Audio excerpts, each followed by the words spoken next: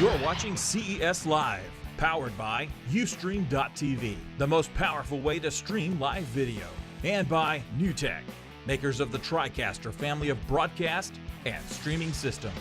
And now, CES Live. Hey folks, welcome back to our continuing coverage here at CES 2014 in Las Vegas. I'm John P. And I'm Derek Kessler. And we've got a lot of good stuff coming at you today. We do. Good stuff. You just came back to replace Renee as Yes, I did. co-host of the show. Have you been running around all day doing stuff? Oh yeah, it's CES. If you're not running around, you're not doing it right. That's right, that's true. Well, speaking of people who are running around, we actually had Richard run over here to join us from Broadcom. How are you doing? I had to run all the way across the South Hall and be very quick about it as well. Doing well, thank you very much. That was good good planning on our part, right? It was very convenient, except we were on the opposite side of South Hall, and South Hall is very, very long, as you know. That is true. It's like a mile long, but it could have been worse. You could have been like in the North Hall. That's true. I still got my aerobics in. So right, yeah.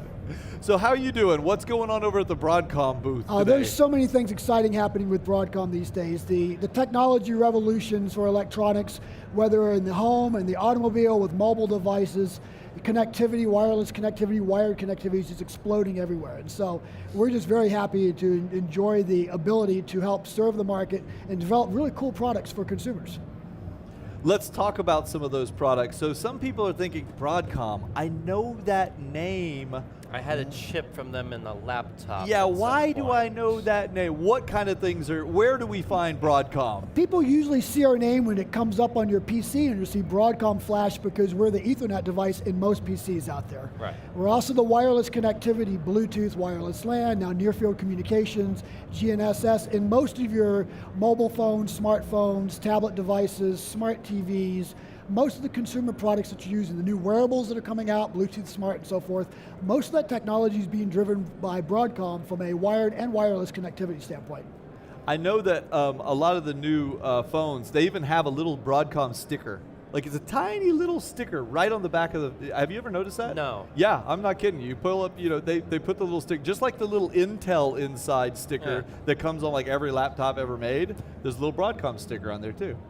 Yeah. So let's talk about some of the trends that we're seeing in, what kind of new things are being developed in like the wireless space for phones. What have you been seeing in that space? So within the phone space, and my focus is automotive these days, which is running parallel to what's happening in the mobile phone, smartphone space. Because it's all integrating. But exactly, so you're having a need for speed. That's why 5G Wi-Fi, which is the 802.11 AC standard, allows 300 or 400 megabits per second of media streaming over wireless LAN is being deployed throughout devices.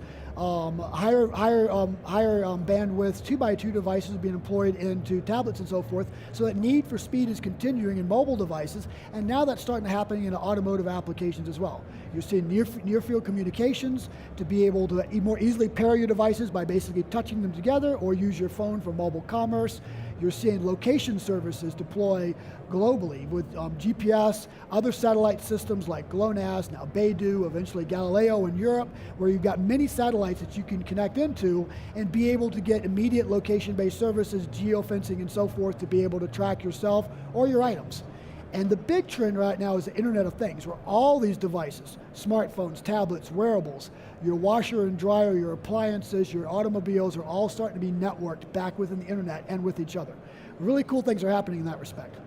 We've had GM come on the show, and I think we've got a couple other manufacturers lined up that are talking about exactly this kind of stuff. They're making big announcements about 4G in the car. They're putting hotspots in the car. So clearly, we're expecting now that the car becomes just a central hub for all of this wireless stuff going on, I guess. Absolutely, the car is becoming your next mobile device. I mean, there was the smartphone revolution that evolved into tablets. Concurrently, the cars and phones are already talking to each other over Bluetooth, and Bluetooth has been deployed pretty much throughout the automotive industry. But now the car is looking like a tablet on wheels and becoming, again, your next personal mobile device. It's just a very large mobile device. Your 4G, it'll be part of your data plan. You'll have your car, your tablet, your phone, all part of the same system. Just a line item sharing your bandwidth. Yeah. Exactly, and consumers expect the same technology that they're able to get in their tablet or their smartphone, they expect that now in their automobile. And so that's driving display technologies, high resolution displays, touch screens in the vehicles, and of course all your connectivity, 5G Wi-Fi, Bluetooth Smart, near field communications, 4G, GNSS location-based services, all evolving around the vehicle. So the car again becomes almost like that tablet on wheels, almost like a living room on wheels, as much time as we spend in the vehicle. So that's a huge macro trend that really evolved from the smartphone and now into the vehicle. The other macro trend truly though is the Internet of Things. All these devices are talking to each other.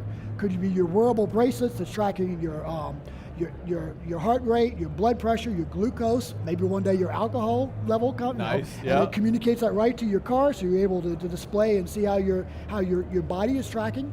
Maybe it's connecting to a person walking across the street. So they're walking across your bumper and your car knows, oh, there's a human there, and they're using Bluetooth Smart or wireless LAN to be able to detect that person's in that space, and the car might want to stop right now before That's very an interesting. accident happens. And you were just talking about some other kind of interesting stuff Ford was doing with I was with Ford earlier today, and they're using car-to-car communications to communicate, like the car 5 cars ahead of you is slamming on its brakes and bouncing back through to your car so that you don't have that chain reaction of cars running into each other. Now, a car has to be a bit of a challenging space to integrate this kind of technology into. It has to deal with more extreme temperatures than our smartphones and tablets and laptops, and it's moving at 60, 70, 80 miles an hour. What kind of challenges do you have to overcome to fit this stuff in and make it work as safely and effectively and efficiently in a car? Well, safety is the big thing for automotive. So Right. everything's driven by safety. But fundamentally from a technology standpoint, there are automotive requirements, which are wider temperature range. The silicon technology today is all designed for that anyway. So it's mainly going through the automotive requirements from a testing standpoint to certify, because cars are going to live 10 to 15 years. They're not like your smartphone, which has got a 2 or 3 year cycle or so forth. So it's got to be on the road a long time. That's very important. And they have to meet stringent federal kind of exactly. requirements. Reliability, quality, meeting federal requirements, meeting safety requirements, that's all critical. Now when you get into the vehicle, it's actually V2X is what the industry is looking at. And the X could be vehicle to vehicle, could be vehicle to infrastructure, stop signs, stop lights, toll monitors. It could be vehicle to person, whether they're a passenger, they're wearable, or pedestrian. So you want to make sure you don't have that accident in the street. The technologies that we're bringing into the smartphone and tablet and now into the vehicle can all be leveraged within these applications. Some of it's very straightforward. What you're doing from a vehicle to person, the same things you're doing, whether you're monitoring your bracelet with your phone, you can monitor it with your car. You want to detect a person's location in front of your car, those applications are coming in, they're not that challenging, to be honest. From an infrastructural standpoint, it's more economic challenges to put wireless devices and stop signs and stoplights, but that's going to happen one day. You'll be coming into a school zone and all of a sudden your car will tell you, it's 8 o'clock, it's time when children are present, the speed limit just dropped to 25 miles an hour. What would be really interesting would be if you could enter a speed zone and the car would basically force you to go the speed limit in that area. Like it just... You're not going past now that 15. raises all kinds of implications, but technologically speaking... Technologically, it's available today. It could happen. Well, you could do it today. Yeah. And technologically, it's going to happen. Autonomous vehicles are the path of the future. That's true. And the way autonomy in vehicles will happen is the simple things like that. Slowing your vehicle down for you, avoiding an accident, parking the car by itself before you actually just give my car, if free. it's got the lane detection, and if I let go of the steering wheel and I'm drifting out, it will steer back in. It warns you and it wants you to get the steering, but it will push you back into the right position, and that's, I guess, how it begins. Right. One comment that somebody made, Jaybird said, I gave up on wireless specifically for my media streaming and went wired with a 1 gigabit switch. I think that when we think about wireless, whether it's Bluetooth or any other Wi-Fi, one of the things that we're frustrated by is speed, transmission rates. They're not the same as they are with wired, and or even if you could achieve theoretically the same, sometimes we're dealing with a lot of latency and jitter and things that seems like.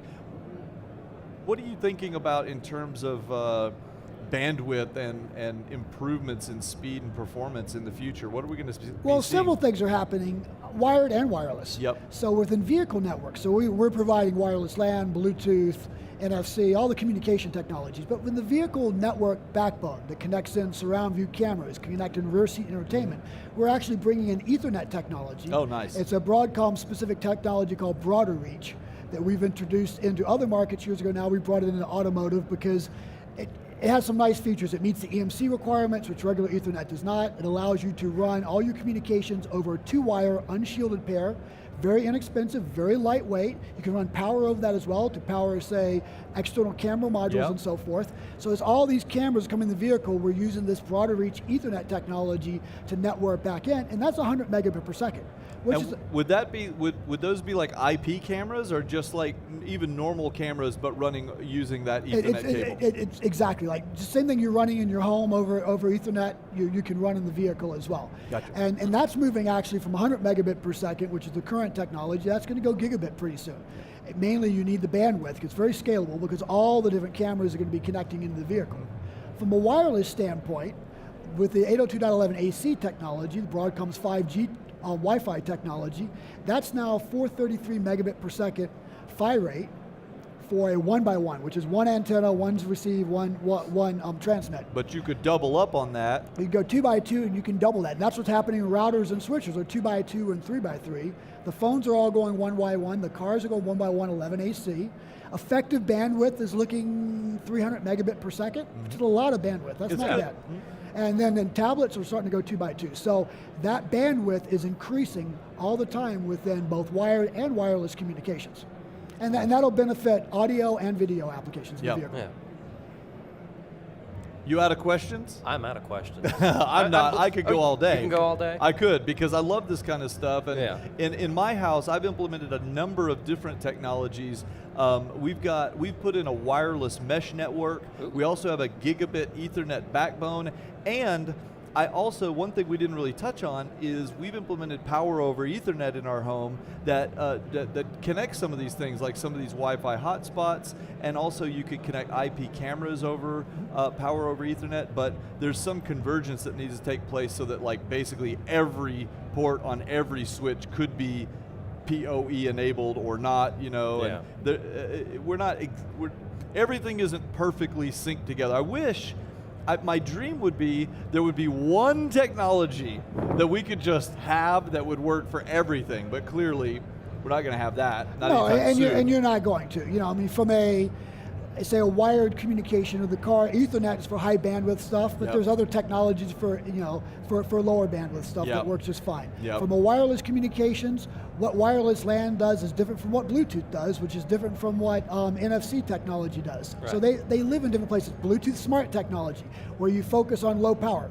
You know, they have their own little niches. Now, fundamentally, they're all the same type of technology, using Yeah. the same type of silicon, very similar radio parts, a lot of shared technology, and that allows us to reduce cost over time for the consumer, for the automaker, for the industry as a whole.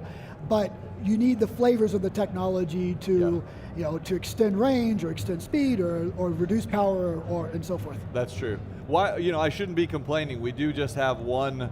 We do have one protocol, let's say, like TCP/IP, that we can send in 15 different manners. So Exactly. really, we do have standards and everything. It's just the very last little. That last jump. Yeah, the last piece. We need multiple connection points. Well, thank you so much for coming Sure on thing. and Thanks discussing for it with having us. us today, and it was good talking with you. Yeah, nice chatting with you too. Okay, guys, thanks for sticking around for more coverage here. We'll be right back. We've got lots of extra stuff. Also, don't forget, we've got giveaways. If you go to geekbeat.tv/giveaway, we've got all kinds of goodies for you there too. So stick around. We'll be back with more. Thanks again.